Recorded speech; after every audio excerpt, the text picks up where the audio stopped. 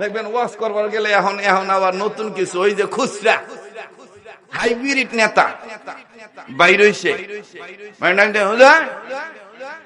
ওয়াজ করবেন ভালো কথা, সংসদে গেলে যাবো না যাবো এটা নিয়ে আপনারা কোনো মাথা ব্যথা না, কথা কয় না।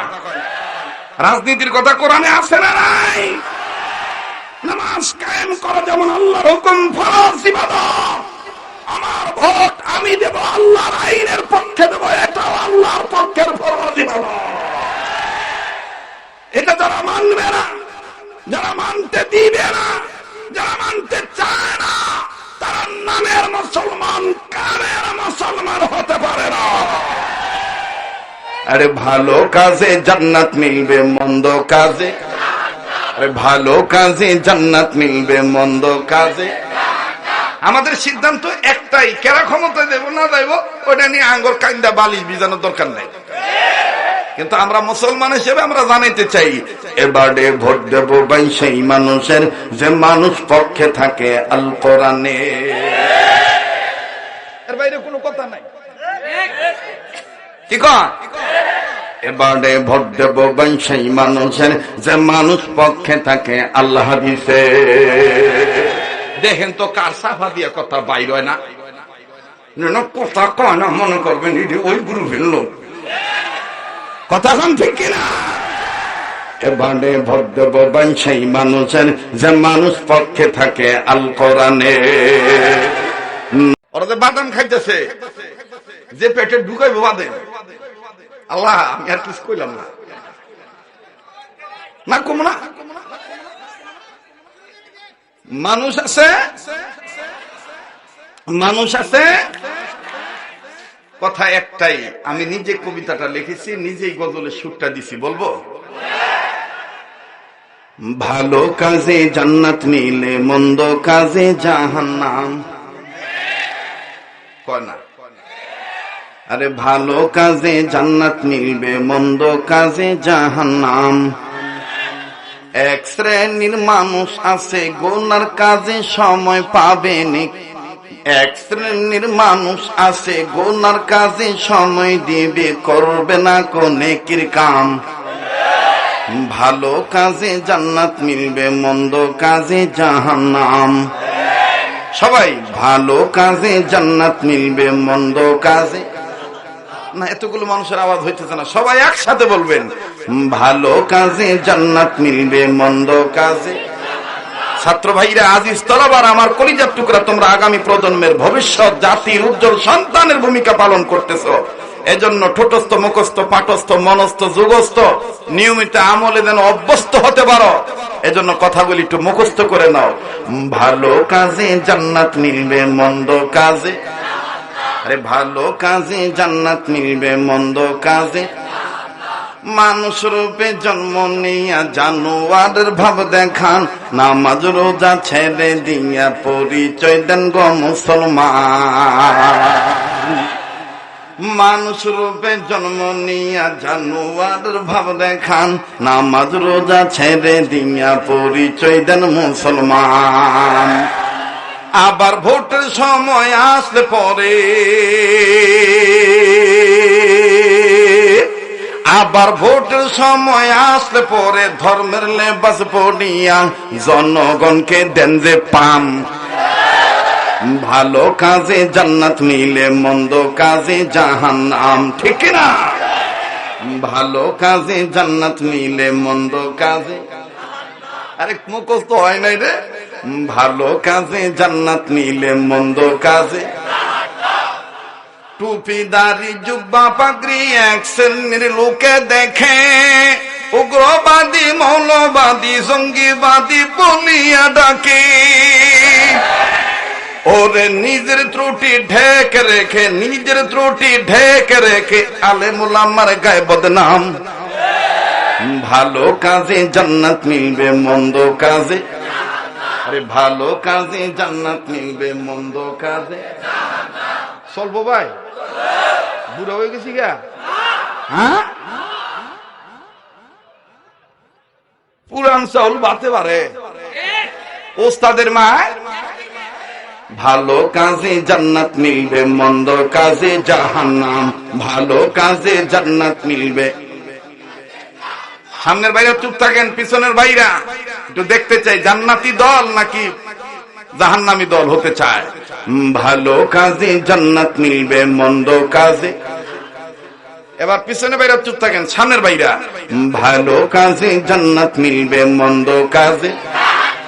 মাশাআল্লাহ, সামনের বাইরা পিছনে বাইরা মিলে জিলে। ভালো কাজে জান্নাত মিলবে, মন্দ কাজে। ভালো কাজে জান্নাত মিলবে, মন্দ কাজে। মানুষ রূপে জন্ম নিয়া জানোয়ারের ভাব দেখান, কোরআন হাদিসের দিয়া হইলেন আপনি না ফরমান। দেখবেন ওয়াজ করবার গেলে এখন আবার নতুন কিছু, ওই যে খুচরা হাইব্রিড নেতা বাইর হইছে, ওয়াজ করবেন ভালো কথা, সংসদে গেলে যাবো না, না যাবো এটা নিয়ে আপনারা কোনো মাথা ব্যথা না, কথা কয় না। রাজনীতির কথা কোরআনে আছে না নাই? নামাজ কায়েম করা যেমন আল্লাহর হুকুম, ফরজ ইবাদত। আমার ভোট আমি দেব আল্লাহর আইনের পক্ষে দেব, এটাও আল্লাহর পক্ষের ফরজ ইবাদত।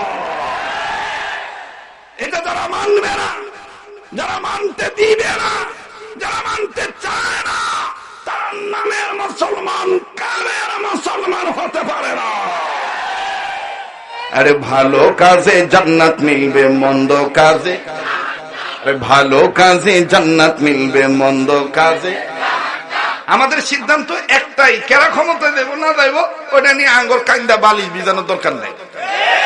কিন্তু আমরা মুসলমান হিসেবে আমরা জানাইতে চাই, এবারে ভোট দেব ভাই সেই মানুষের যে মানুষ পক্ষে থাকে আল কোরআনে। এর বাইরে কোনো কথা নাই, ঠিক আছে?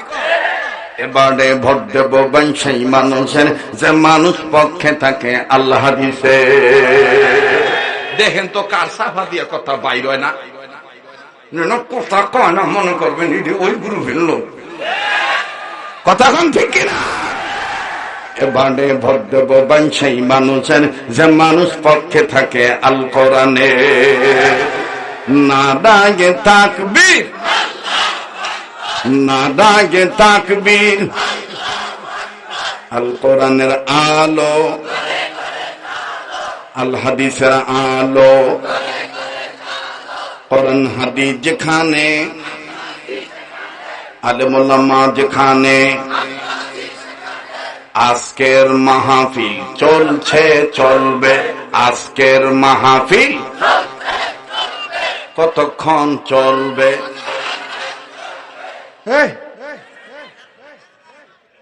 আমার পেছের মধ্যে ফালাস না ভাই, পেছে পড়ে গেছি গা। বাপরে বাপ, আজকে নাম্বার দিবা না? আল্লাহ কবুল করো, জোরে কোন আমিন। জালালউদ্দিন রুম রহমতুল্লাহ বলেন, পরে আরো বলবো, আমি ওদিকে আর না যাই, ওয়াজ শুরু করে দিয়েছি, এখন মূল কথার দিকে যাই। ইনশা কাপড় আছে, মানুষ নাই, মানুষ আছে। আমার ভাইরা, আমার বন্ধুগণ, আল্লাহ বললেন নবীজি তাম পৃথিবীর মানুষগুলোকে আমার পক্ষ থেকে জানিয়ে দেন গো নবীজি, পৃথিবীর মানুষগুলোকে সভ্য মানুষে রূপান্তরিত করণের জন্য, অসভ্য মানুষগুলোকে সভ্য বানাবার জন্য, অভদ্র মানুষগুলোকে ভদ্র বানাবার জন্য, বেঈমান মানুষগুলোকে ইমানদার বানাবার জন্য নবীজি অস্থির সমাজের মানুষগুলোকে স্থির করার জন্য, বিশৃঙ্খলা যুক্ত মানুষদেরকে শৃঙ্খলা যুক্ত করার জন্য আমি আল্লাহ রব্বুল আলামিন তামাম পৃথিবীর মানুষের উন্নয়নের লক্ষ্যে আমি রব আমার পক্ষ থেকে দুইটা নিয়ামত পাঠাইলাম। আল্লাহ বলেন, ইয়া আইয়ুহান নাসু ক্বাদ জাআকুম বুরহানুম মির রাব্বিকুম ওয়া আনজালনা ইলাইকুম নূরাম মুবিনা। আল্লাহ বললেন নবীজি তামাম পৃথিবীর জমিনে মানুষ যারা জন্ম নিয়েছেন নবীজি আমি আল্লাহ তাদের ডাক দিয়ে বললাম, মানব জাতি তোমাদের মঙ্গলের জন্য আমি রব দুইটা নিয়ামত দুনিয়ার জমিনে পাঠাইলাম। ভাইজান সেরেতা উলামায়ে কেরাম স্টেজে বসা আছেন, আমি লক্ষ্য করে দেখতে পাচ্ছি আমার ভাইরা মাওলার অমীয় সুধা প্রেমের সুধা পান করণের লক্ষ্যে জাতির শ্রেষ্ঠ সন্তান অনেক উলামায়ে কেরাম নিচে বসে আছেন। আল্লাহ বললেন আমি দুইটা নিয়ামত পাঠাইলাম, কিন্তু বাজান তাফসীরের কিতাব আপনি খুলে দেখবেন একাধিক মুফাসসিরিন کرامগণ আমার বন্ধুগণ এই নিয়ামতকে দুইটা নিয়ামতকে শুধু নিয়ামত বললেন না, আমার ভাইরা মহা নিয়ামত বললেন। মাওলানা আব্দুল মাজেদ দরিয়াবাদী রহমতুল্লাহ আলাইহি তিনি তার তাফসীরে মাজিদের মধ্যে আমার বন্ধুগণ কাজী সানাউল্লাহ পানিপতি রহমতুল্লাহ আলাইহি তিনি তার তাফসীরে মাঝহারির মধ্যে বাবাজি ইমাম ফখরুদ্দিন রাজি রহমতুল্লাহ আলাইহি তিনি তার তাফসীরে কাবীরের মধ্যে বাজানে আল্লামা সাইয়্যিদ কুতুব শহীদ রহমতুল্লাহ আলাইহি তিনি তার তাফসীরে ফি জিলালিল কোরআনের মধ্যে বাবাজি বাংলার সন্তান গর্বিত সন্তান আগেই বলছে বাবা আজকের বয়ান সবার মগজে ধরবে না। শরীয়তপুরি আব্দুল খালেক শরীয়তপুরি দীর্ঘ 9 বছর আমার বন্ধুগণ রাম বাম চ্যাটার্জি মুখার্জিদের প্রতি হিংসার শিকারে পড়ে গিয়েছিলাম, যার কারণে বন্ধু কণ্ঠটা চাপায় রেখেছিলাম। ওয়াজ এক ধরনের বাজান কোন মতন সময় পার করে দিয়েছি, কথাগুলো বলতে পারি নাই। আল্লাহর কাছে কান্নাকাটি করে বলেছি আল্লাহ আর কি সেই সমাজ ফিরে আসবে না যেই সমাজে এক সময় বয়ান করতাম মরহুম মাওলানা দেওয়ার হোসেন সাইদি রহমতুল্লাহ আলাইহির সাথে এক সময় একই স্টেজে বয়ান করেছি।